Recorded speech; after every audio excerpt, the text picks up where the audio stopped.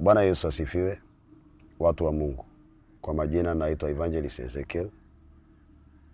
Ninachukua fursa hii siku ya leo kuwatakia ndugu zetu Waislamu, ndugu na dada zetu Waislamu, sherehe hii ama sikukuu hii ambao ni muhimu sana kwao wakati huu kwenye kalenda yao. Sikukuu ya Idul Adha ni kipindi ambacho Waislamu wanakumbuka kitendo cha imani ambacho Abrahamu alikuwa tayari kutoa mwanawe kwa ajili ya kutii sauti ya Mungu. Alikuwa tayari kumtoa sadaka kwa ajili ya kutii sauti ya Mungu. Na katika sherehe hii sisi sote tukumbuke kwamba sisi ni wana wa Mungu. Sisi sote, haijalishi dini, Mungu alituumba sote.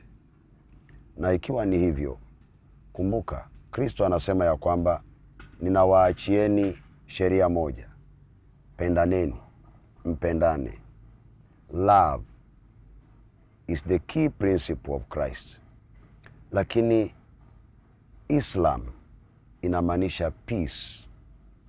Ikiwa Wakristo sisi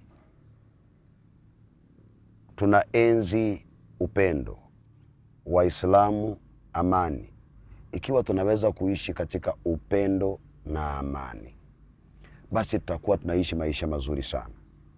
Ndiposa hizi mbuzi ama hawa mbuzi, nadhani Kiswahili muhimu iko hapo ndani, mbuzi ambao tumepeana kwa kuonyesha upendo, na upendo kwanza hata sio ya Wakristo lakini upendo wa Waislamu, jinsi ambavyo tunavyoishi kwa amani na jinsi ambavyo tunaungana na wao katika kuadhimisha sikukuu hii.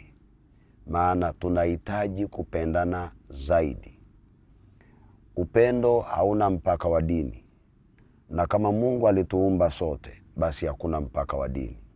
Kwa hivyo ndugu zangu Waislamu, Mungu awabariki sana. Eid Mubarak. Na mkifanya hivyo, nasi tunawaombea kwa sikukuu hii. Mungu awabariki sana, Mungu awatendee mema sana. Eid Mubarak. Amen.